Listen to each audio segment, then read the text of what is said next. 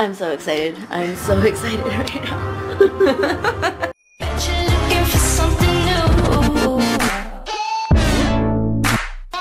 Hey guys, welcome back to Eat with Justine, and today my aunt has been cooking for me non-stop, so I have the GoT, and then she cooked me up some pineapples too, and of course we got some croix.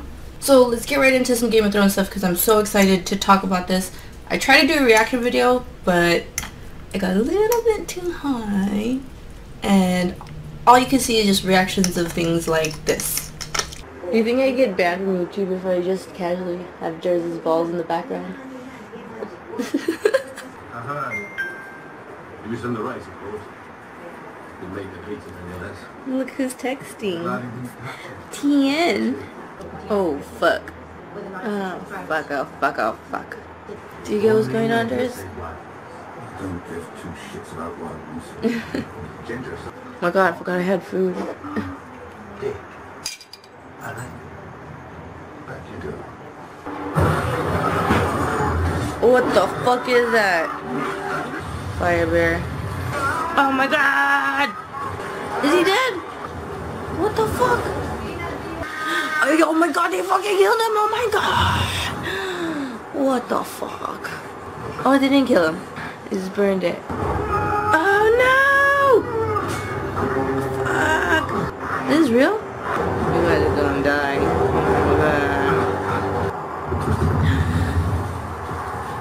So let's get right into it and let's eat. Look at this spaghetti, looks so good.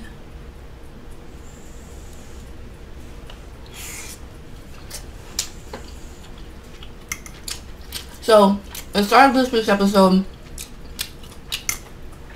The first thing that we get into is Jon and Jorah. I feel like they're kind of setting up the relationship between them, like, because Jon is trying to give Jorah Longclaw, and Longclaw came from Jorah's dad. So he's like saying, this knife or this sword is rightfully yours, and it came from your dad, so it should go to you.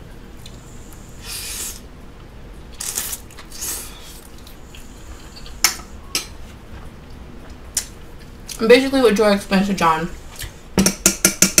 is that he hasn't really done right by his family, so that sword really doesn't belong to him, and that it should belong to Jon because his dad gave it to him. And I don't know if you guys caught this too, but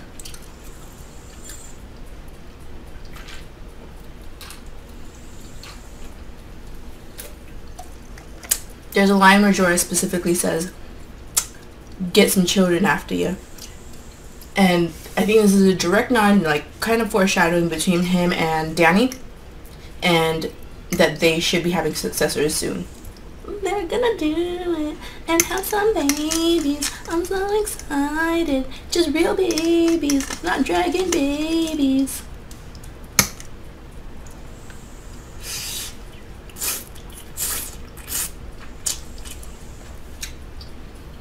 And then we get right into Arya and Sansa.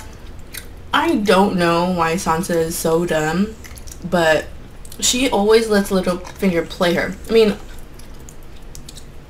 I guess I can kind of see it because Littlefinger was the only one to kind of help her out and, you know, be there for her when it came to getting the Knights of the Vale, or getting her away from Cersei, or even killing Joffrey for her.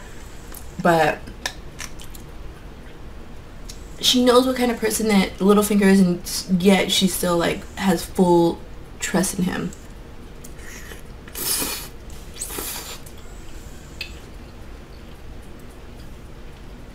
This is super dumb on her part. This spaghetti is so good. Like, you think that all the time that they've been spending, like, with Arya and with Sansa together, all the time that they spent with each other, they, like, would have taken a night out just to tell each other, like, everything that happened between them. But they're both kind of, like, lost in the dark and doesn't know what happened to, like, doesn't know each other's, like, full story of exactly what happened to them while they were gone. Yeah, Arya and Sansa is still not in a good place together because Littlefinger is manipulating the both of them. So we'll see how that all plays out. And then we cut back to Jon, And actually, like, the whole group that's over there. So it's John and Tormund and the Brotherhood from the Brotherhood Without Banners, Jorah Mormont, and you know, all those guys. Tormund is talking to Hound, and I love the relationship with each other. Like, they're so goofy with each other, and I feel like they have such a great relationship. It kind of breaks the ice.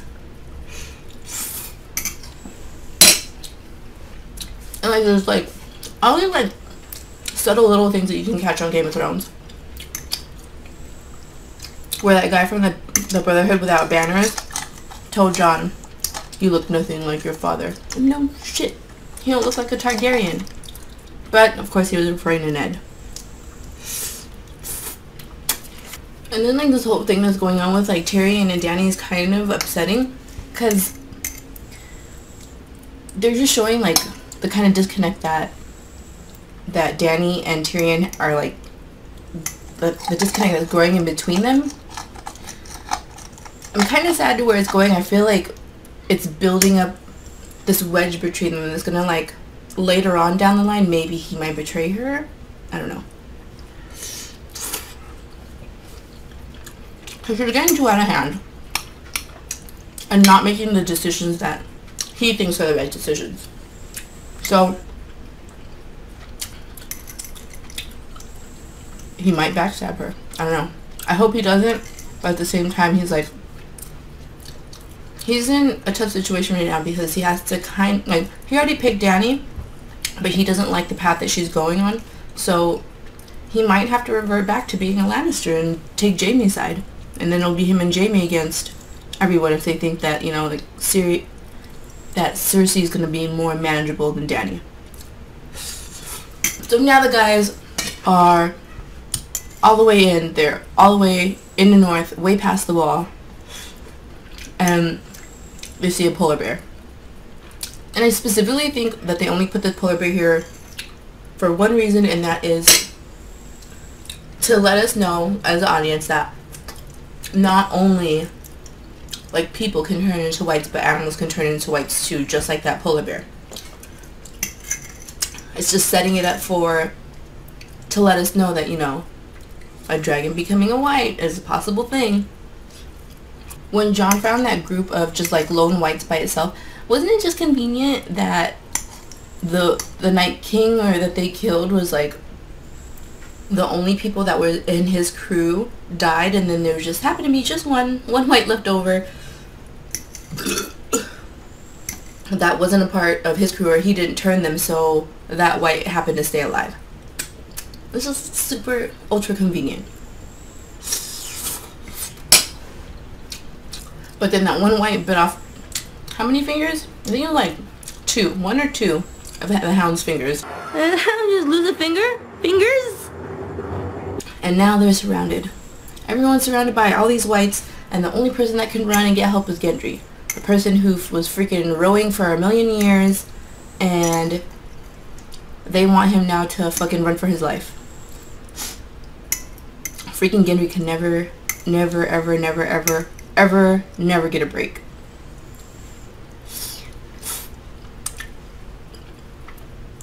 So a lot of people were commenting on, like, the timelines that they had for Gendry getting back to the wall, sending a raven, having Dany come, and then fly over all the way from where she's at.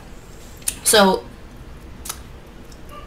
I was watching this part like super duper carefully. They found the whites, or they actually ran into the whites at like in the morning-ish, and then they sent Gendry running, and by the time Gendry reached the wall, or actually the wall or Eastwatch by the Sea? I think Eastwatch. By the time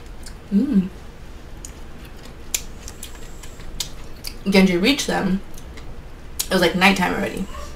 And then they flew a raven that night out, and I'm assuming that the raven got her dragonstone by morning, and that's why you see Dany going out to her dragon like in the daytime, so because it's the very next morning. So I'm assuming it's 24 hours when Dany finally gets on her dragon to get back to Jon and company.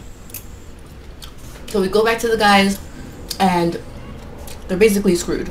Everyone looks like they're dying, and it's just like the scene back from when it was John again. He was in the middle, and he was kind of like getting suffocated with everyone coming in and about to get killed, and there's Danny to save the day. Just like from when Sansa brought all the soldiers from the Vale, and they came and saved everyone. So John's always right there, right at the very end, about to die. And what was really dumb was John could have gone on that dragon a long time ago, but no, he wanted to fucking kill all the White Walkers. And that's why when he woke up from him being passed out when Uncle Benjamin saved him, the first thing he said to Danny was, "I'm sorry." And he's sorry because he fucking stuck around for too long. He stuck around for way too long and just held everyone up. And that's why one of Danny's dragons is dead. Fucking John. Going back to Uncle Benjamin saves freaking John again. John never even knew Uncle Benjamin was still alive. He didn't know how he was still alive or anything like that. And it comes back in full circle. John knows nothing. Absolutely nothing. He knows nothing about Benjamin. All he seen was that he died, and that was it. But Uncle Benjamin knows that Den is a three-eyed raven, and he knows all this kind of stuff. And I think, doesn't Uncle Benjamin also know how the Night King was created? And Uncle Benjamin definitely could have gotten that horse, because a lot of people were commenting too that Uncle Benjamin should have got on the horse with John. They had time. They definitely had time. The White Walkers were actually pretty far away. They could have both got on that horse and left and got away fine, because the White Walkers weren't even like running at full speed. They were just kind of like, Argh. So they could have got away. Whatever. They show Danny, and she's still waiting for John. She's still waiting for him at the wall.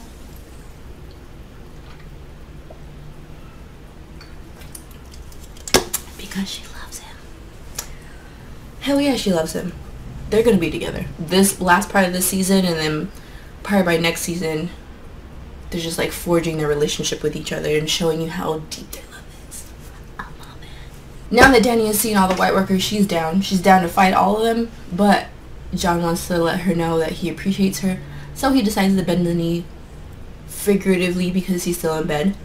It just shows a lot of John's character, that even though he doesn't need to bend the knee to her, like, he completely respects her, and, you know, he knows that Danny has his back. Because she was there, and she freaking saved all of them. So, in next week's episode, they are all going to meet. It's going to be Cersei, John, Danny, Tyrion, and Jaime. Like, everyone's going to be there. They're all converging together. I'm so scared what's going to happen, because I feel like Cersei, I don't know, she's going to do something crazy. I really feel like she's going to backstab all of them. She's going to first agree to what's happening and use this as leverage to actually, like, I don't know. I hope that's not how it goes. I really hope that they all really do actually come together, and that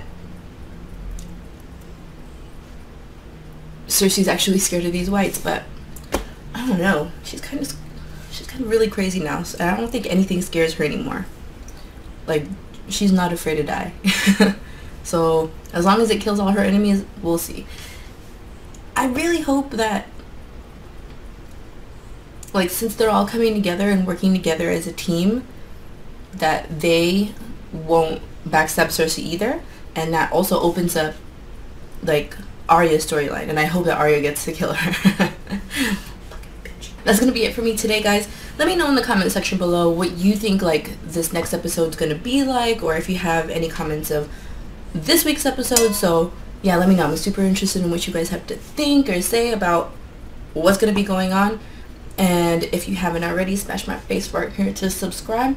And until next time, guys, come back and eat with me again soon, okay? Bye!